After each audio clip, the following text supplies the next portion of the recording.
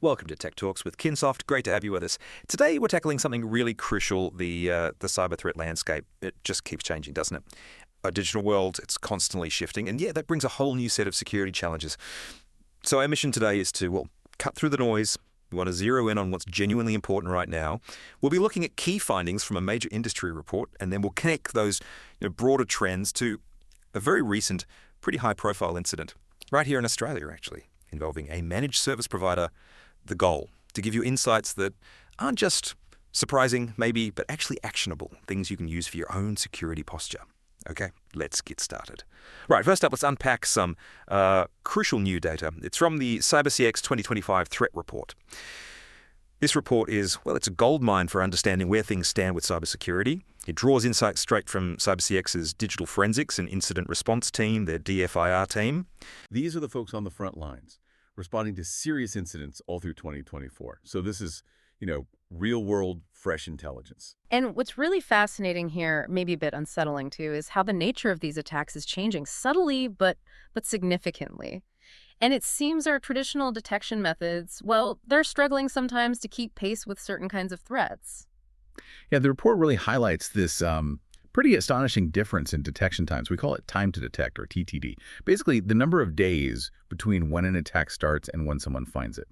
For espionage incidents, the average TTD is now over 400 days. 400 days. Over 400. Yeah, just think about that for a second. An adversary potentially lurking undetected in the system for, more than a year. It's like having a spy living in your house for ages before you even know they're there, just quietly taking your most valuable secrets. Now, compare that with financially motivated attacks. Those are detected, on average, in just 24 days. Wow. So the implications for espionage are huge. These incidents, they make up about 5% of the data they looked at, but they represent this persistent, incredibly stealthy threat that's just, very hard to dig up. That's an incredible difference over a year versus less than a month. What does that really tell us? I mean, about the nature of these threats? Are we just not equipped to find the stealthy ones, or is it baked into their design? It speaks volumes about their goals, doesn't it? Financial attackers, they want a quick payout. So they make noise, demand ransom, obvious stuff. But espionage actors, they prioritize persistent access. Long-term intelligence gathering, that's the aim. They try to blend in, use legitimate tools, make subtle movements, makes it incredibly hard to spot them against normal network traffic. So this shift, it really highlights a major challenge for defenders. We're often still geared up for those loud, quick financial attacks, while the really damaging long-term compromises might be slipping right through the net. Right. And speaking of evolving tactics, the report brings up something many of us rely on heavily.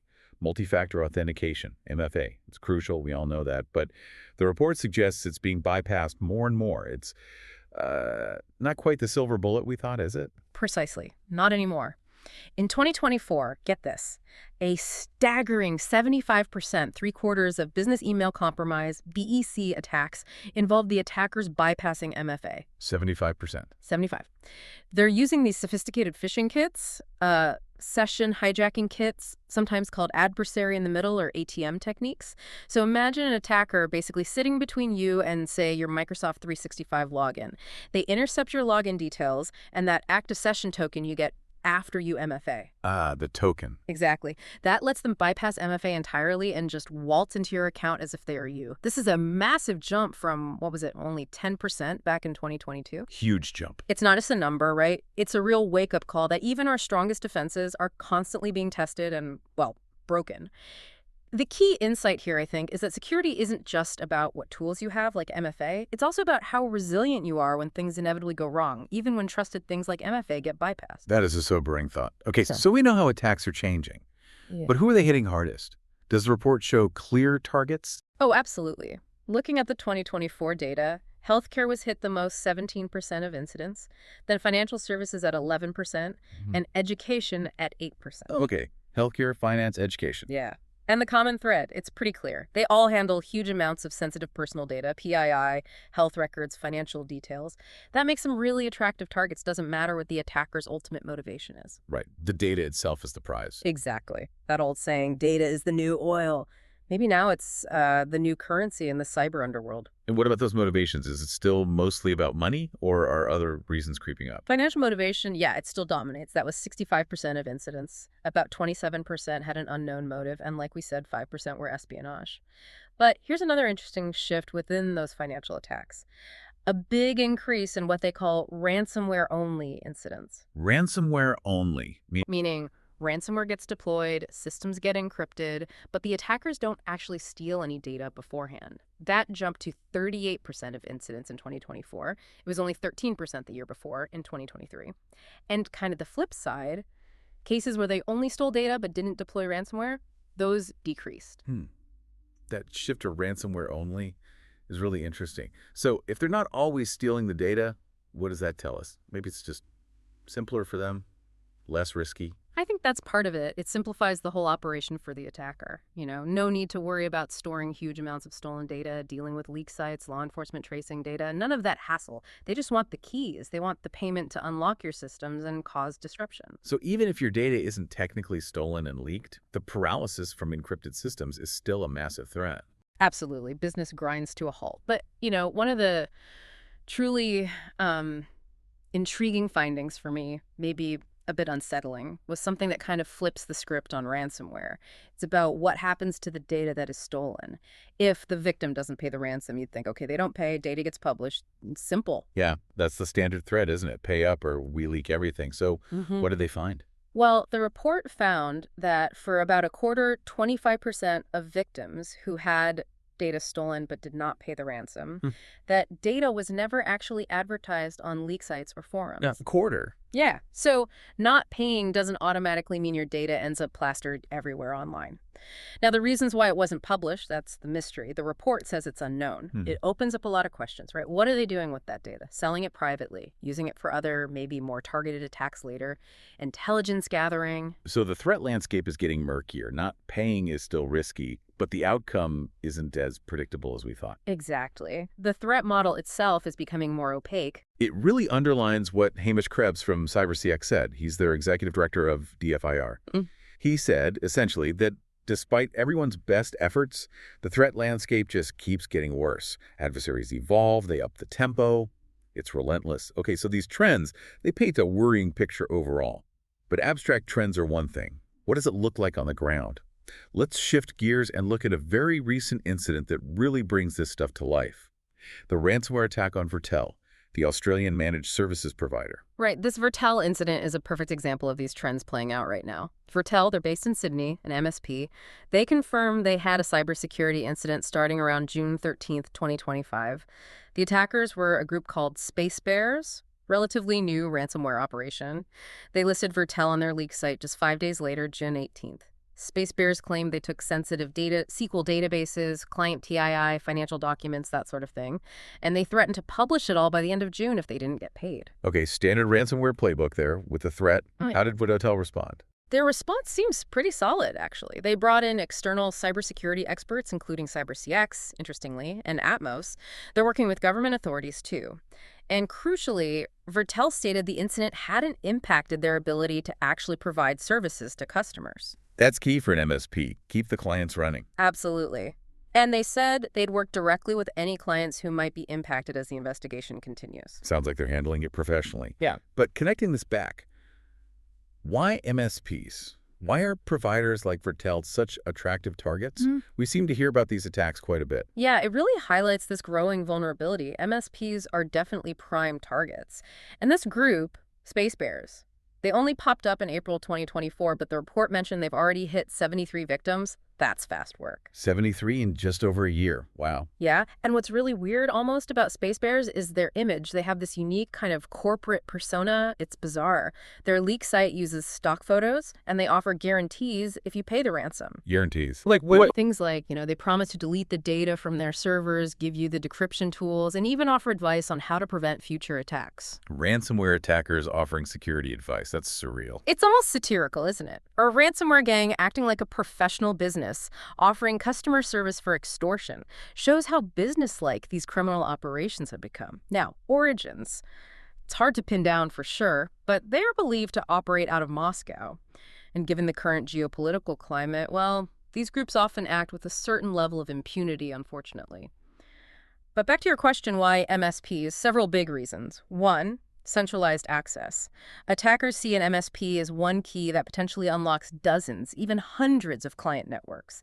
A single point of compromise for widespread impact. The jackpot scenario for them. That's exactly. Two, high-stakes data. MSPs often manage critical data for their clients. This increases the pressure, the likelihood that someone will pay the ransom because the cost of that data loss is just too high for the end clients. Three, the ripple effect. Hitting an MSP disrupts potentially numerous businesses all at once. That amplifies the chaos and the pressure to pay quickly. 4. Perceived weaknesses. Sometimes there's a perception, fair or not, that MSP security might be stretched thin because they're managing so many diverse clients with different setups and needs. And finally, 5. Trust and reputation. An MSP's whole business is built on trust. Attackers know this, they exploit it, figuring the MSP might pay just to minimize the reputational damage and restore client confidence fast. That makes perfect sense. So the Vertel attack isn't just some random event. It's a clear illustration of a major strategic vulnerability in the ecosystem. And it really underscores how critical it is for MSPs, and honestly for everyone, to double down on defenses, especially with groups like Space Bears out there getting more sophisticated, even if their branding is weird. Okay, this brings us to the really crucial part. What can you, listening right now, actually do about all this? We've looked at the threats, how they're changing, the MFA bypasses, the real-world impact on organizations like Vertel. So let's focus now on actionable strategies. How can you protect yourself and your organization in this pretty challenging environment? Right. Building resilience, especially against ransomware with all these twists we've discussed, it really needs a layered, proactive approach. It's definitely not a one-time fix. It's ongoing. So let's break down some best practices for prevention. First, and you could argue it's the most important, the human element. Comprehensive employee training and awareness programs are just non-negotiable anymore. With that 75% figure for MFA bypass and BC attacks, your staff need education not just on basic phishing, but on these more advanced session hijacking attempts, spotting suspicious links, weird login prompts, stuff like that.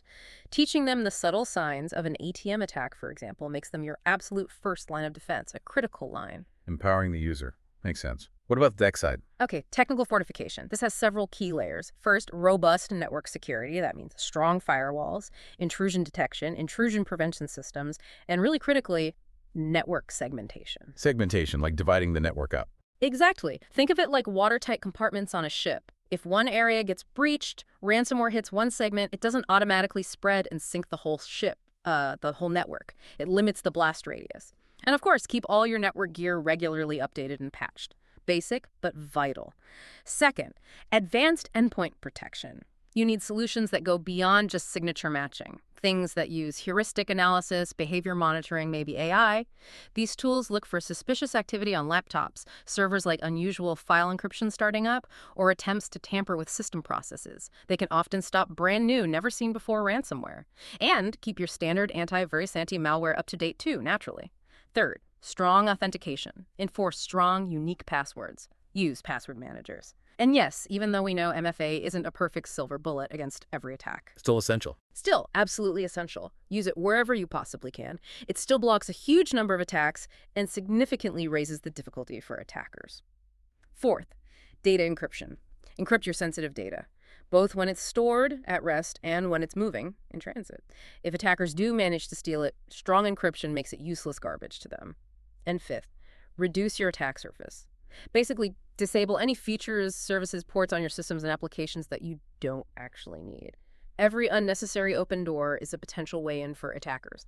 Lock them down. Okay, that's a solid set of technical defenses. Human element, network, endpoint, authentication, encryption, reducing the surface. What else? Beyond those preventative tech measures, there's the ultimate safety net. Regular data backup, and importantly, validation. Testing those backups. Backups, always crucial. Absolutely critical. And they need to be stored securely off-site. Follow the 3-2-1 rule if you can. 3 copies of your data on 2 different types of media with at least 1 copy off-site. And you must test them regularly to make sure you can actually restore from them. In a ransomware attack, having good tested backups is often the fundamental difference between getting back online relatively quickly and facing catastrophic, potentially business-ending data loss. And finally, preparation. Develop a proper, well-defined incident response plan. Know exactly what steps to take if an attack happens, who does what, how do you contain it, who communicates with whom, what are the recovery procedures. Having that plan ready before disaster strikes can drastically reduce the impact. And remember, all of this, it's an ongoing process. Prevention requires constant vigilance, constant adaptation to keep pace with these evolving threats. That's a really comprehensive rundown. And it hits home that security isn't just a product you buy, it's a continuous process, a journey of adapting. So thinking about everything we've covered today, the sophisticated MFA bypasses, these new ransomware groups like Space Bears with their weird corporate thing, those incredibly long dwell times for espionage, what really stands out to you, listening, about just how fast this cyber threat landscape is evolving? And maybe, what continuous steps does your organization need to take to genuinely try and stay ahead? It really is a constant cat and mouse game, isn't it? And understanding the speed and the cleverness of the mouse is absolutely key for the cat. Something to think about. Well, that brings us to the end of another session here on Tech Talks with Kinsoft. We really hope this exploration of cyber trends for 2025 has given you some valuable insights, maybe some actionable knowledge to help protect your digital world.